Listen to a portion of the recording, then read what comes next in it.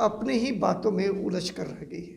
एक छोटा सा कोई छुटभैया अपराधी अपराध करता है तो अपने वेपन को डिस्ट्रॉय कर देगा या कहीं फेंक देगा। जो घटना के समय जो कपड़ा पहनता है तो उसको जला देगा या छुपा देगा। लेकिन जो बातें सामने आई हैं कि उसके घर से वेपन्स रिकवर किए गए हैं, उसके कपड़े घर से रिकवर किए गए हैं, तो ये तो वही अब बात चरितार्थ हो गया कि आ बैल मुझे मार। कई और मामले हैं रोड रेज में, रोज़ घटनाएं घटती हैं। आप और हम भी गाड़ी चलाते हैं, कहीं ना कहीं कोई टकरा जाता है। तो ऐसा तो नहीं है ना कि 2 महीने बाद या 3 महीने बाद हम उनका पीछा करेंगे और गोली मार देंगे, वो भी 10-10 गोली मार देंगे। नमस्कार, मैं हूं योगेश चक्रवर्ती और आप देख रहे हैं RAD न्यूज़। बिहार में अपराध की बढ़ती घटनाओं को लेकर खास करके राजनीतिक गलियारों में ज़बरदस्त राजनीति चल रही है। विपक्ष जहां सरकार पे निशाना साधने में जुटा है, वहीं सरकार खुद को बचाव की मुद्रा में दिखती है।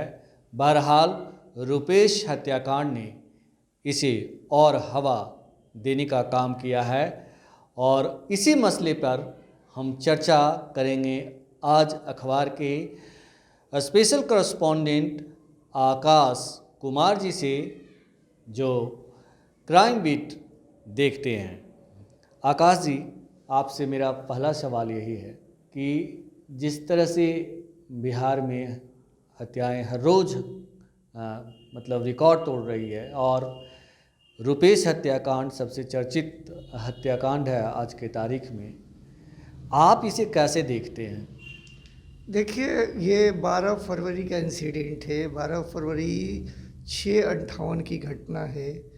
मेरे मोबाइल पे सूचना मिली कि पुनाईचक स्थित कुसुम बिल्ला में हत्या होगी। मैं अपने बाइक से ठीक 7 बजे घटनास्थल पे पहुंचा था। वहाँ पे डेड बॉडी जा चुका था वहाँ पे, और गाड़ियाँ लगी थी। गाड़ी का शीशा टूट कर बिखरा हुआ था। सीट पे थोड़े खून के धब्बे थे। इसी बीच SSP मनु महाराज भी आए, DSP सुरेश प्रभाकर आए, थाना प्रभारी शास्त्री नगर रमाशंकर भी आए। उसके बाद जमावड़ा शुरू हो गया। उसके बाद से लेकर आज तक मैं उस न्यूज़ को कवर कर रहा हूँ। हत्या हुई थी इंडिगो एयरलाइंस के स्टेशन मैनेजर रुपेश सिंह की।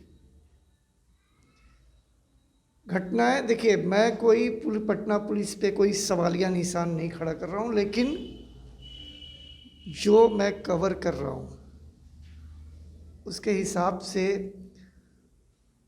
पटना पुलिस खुद अपने ही बातों में उलझ कर रह गई है। कारण ये है कि पहले जो बातें आई है, DGP सिंघल ने कहा कि टेंडर विवाद है, स्टैंड विवाद है, कुछ एयरपोर्ट से संबंधित विवाद है, लेन देन का विवाद है, कॉन्ट्रैक्ट का विवाद है, ठेकेदारी का विवाद है। लेकिन हाल के दिनों में जो SSP ने वो प्रेस कॉन्फ्रेंस किया, उसके बाद से कई सवालिया निशान खड़े हो गए, सवाल खड़े हो गए, प्रश्न खड़े हो गए। अब उस सवाल जो थ्योरी है लोगों को पच नहीं रहा है। हत्या हुई है, नो डाउट हत्या होगी, हाई प्रोफाइल मर्डर था। हर कोई जानना चाह रहा था कि इस हत्या के पीछे कौन है, मोटिव क्या है, अपराधी कौन है। सारे एविडेंस खंगाले जा रहे थे।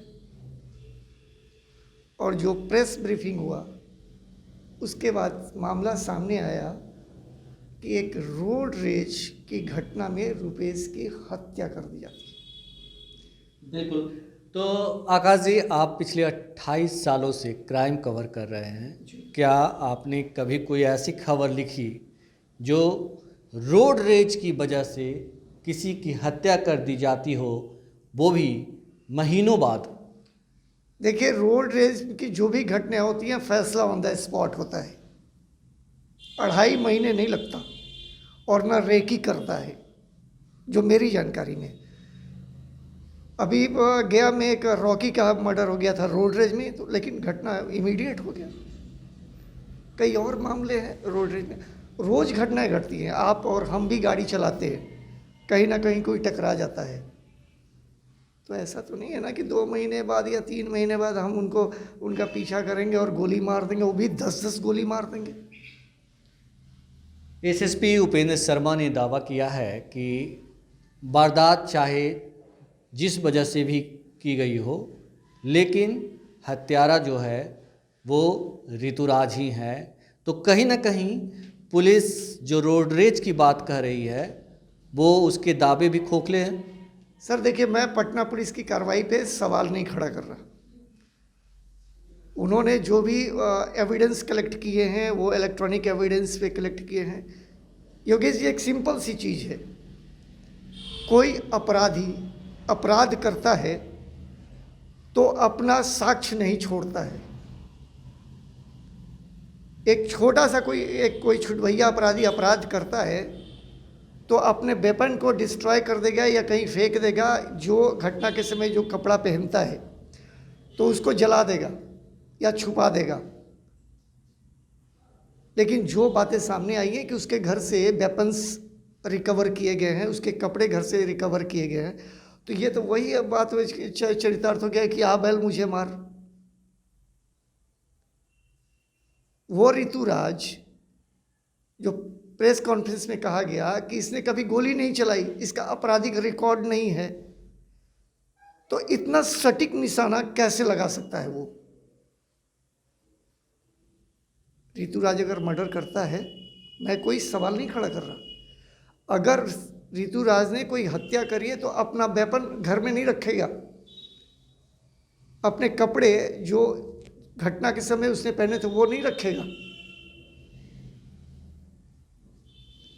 अगर हम इसके वजह से मान लें, उन्होंने कहा कि उसके घर से मैगजीन मिले हैं, वो क्राइम से संबंधित इंग्लिश नॉवेल पढ़ता है, तो हम पूछना यही चाहते हैं कि कई घरों में 4-5 अखबार आते हैं, कई लोग वो नॉवेल पढ़ते थे, इसका मतलब आप कैसे सिद्ध हो जाता है कि वो व्यक्ति के वो क्रिमिनल है? वेपन्स जो उन्होंने वो वहाँ से रिकवर किया है, क्या पटना पुलिस ने उस वेपन्स का फॉरेंसिक जांच कराया कि वो वही वेपन्स है जिससे उससे गोली चली है? अभी तक फॉरेंसिक जांच नहीं हुई है। अगर जांच के लिए भेजा गया तो उसकी रिपोर्ट नहीं आई। रिपोर्ट कहाँ है? क्या पुलिस, जैसा कि प्रतिपक्ष के नेता तेजस्वी यादव ने भी कहा है कि वो 3rd ग्रेड फिल्म की स्टोरी सुना करके लोगों को भ्रम में डाल रहे हैं और पुलिस किसी न किसी को बचाने में जुटी है? देखिए, ऐसा है, अगर हम पीड़ित हैं या कोई अभियुक्त है, पीड़ित पक्ष आपका रूपेश है, अभियुक्त पक्ष ऋतुराज है, उसका परिवार है, आम जनता भी है। अगर पीड़ित पक्ष, अभियुक्त पक्ष अगर सीबीआई की डिमांड करता है, निष्पक्ष जांच की बात करता है, तो जरूर कोई बात है। आम जनता को विश्वास नहीं है, पक्ष हो या विपक्ष हो। सरकार के भी कुछ जो ये है नेतागण, उन्होंने भी डिमांड किया है। संजय जायसवाल ने भी कहा है कि जांच होनी चाहिए। तो पटना पुलिस जांच क्यों नहीं करा रही है? सरकार जांच क्यों नहीं करा रही? तो कहीं ना कहीं तो कुछ लोचा है कि सवाल खड़े हो रहे हैं। सवाल खड़े हो रहे हैं। ऐसे में जो ह्यूमन राइट्स के जो कार्यकर्ता होते हैं, ह्यूमन राइट्स की बात कही जाती है, तो कहीं ना कहीं यहाँ पे जो है ह्यूमन राइट्स का हनन हो रहा है। जिस तरह से ऋतुराज को दोषी ठहराया गया, आरोपी ठहराया गया है उसे। देखिए, ऐसा है कि ह्यूमन राइट्स कहता है कि मामले जो भी उसमें मानवाधिकार का उल्लंघन नहीं होना चाहिए। उसकी पत्नी साक्षी ने, ऋतुराज की पत्नी साक्षी ने सरासर आरोप लगाया है और एसएसपी पे आरोप लगाया है।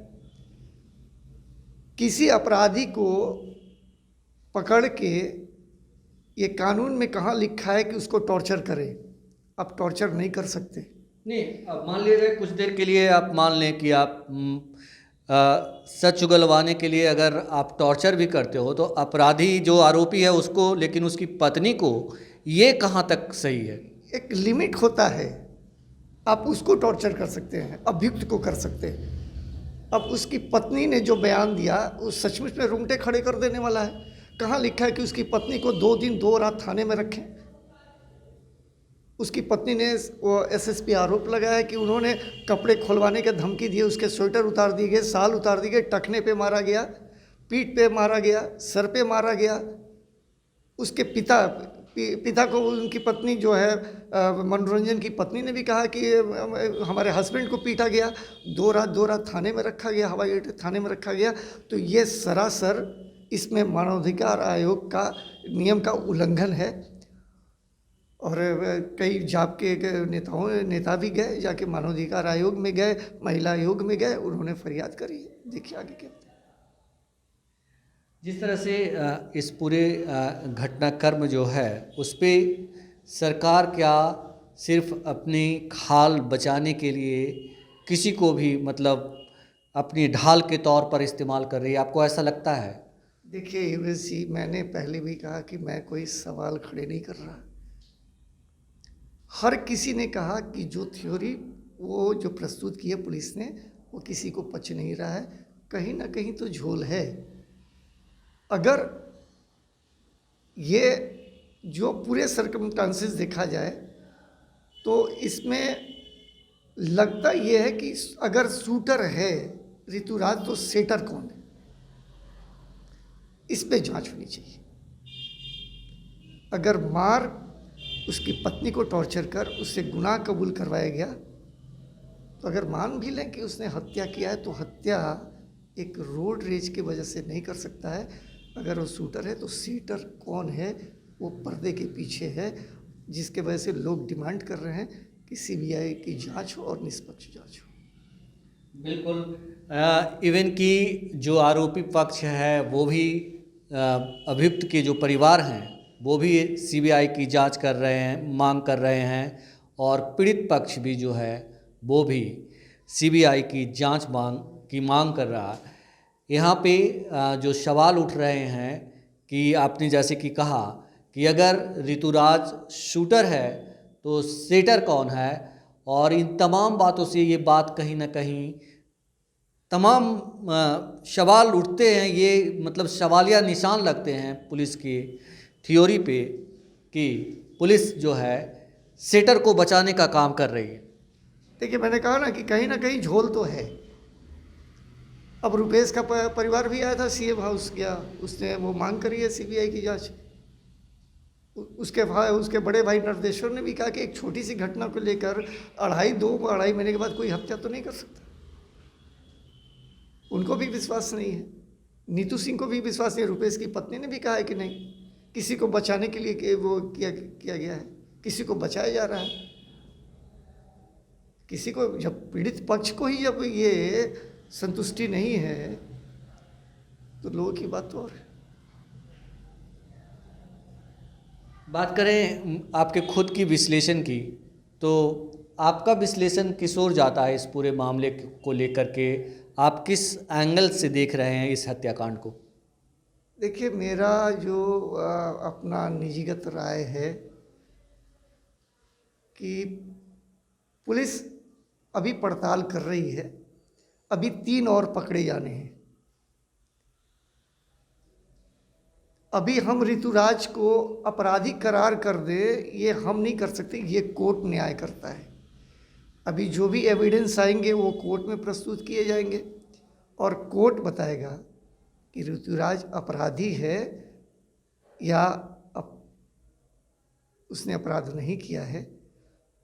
तो मेरे नज़र में है कि जैसे सबने डिमांड किया कि इसकी निष्पक्ष जांच होनी चाहिए, तो जांच है, तो जांच जब भी होगी निष्पक्ष होगी तो कहीं ना कहीं से कुछ बड़े चीज़ों का उजागर हो। मुझे याद आ रहा है आकाश जी कि जिस तरह से आप भी सुने होंगे, बहुत चर्चित नोएडा का मर्डर मिस्ट्री आज तक है, वो सीबीआई भी उसकी सच्चाई तक नहीं पहुंच पाई। आरुषि हत्याकांड, उसके घर में हुई थी ये हत्याकांड, और और पहले यूपी पुलिस जांच की, उसके बाद फिर दिल्ली पुलिस की टीम आई, लेकिन उसकी गुत्थी सुलझ नहीं पाई।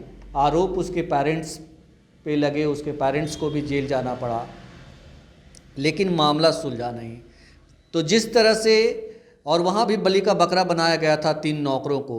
तो जिस तरह से रुपेश हत्याकांड है बिहार का, ये हाई प्रोफाइल मामला है, और जिस तरह से पुलिस जो है ऐसे लोगों के इर्द गिर्द घूम रही है, उसमें फिर यही होगा कि ये भाई निर्दोष हैं और गुत्थी गुत्थी ही रह जाएगी। देखिए योगेश जी, अब तो वेट एंड वॉच करना है कि पर्दा कब उठेगा, इंतज़ार कीजिए।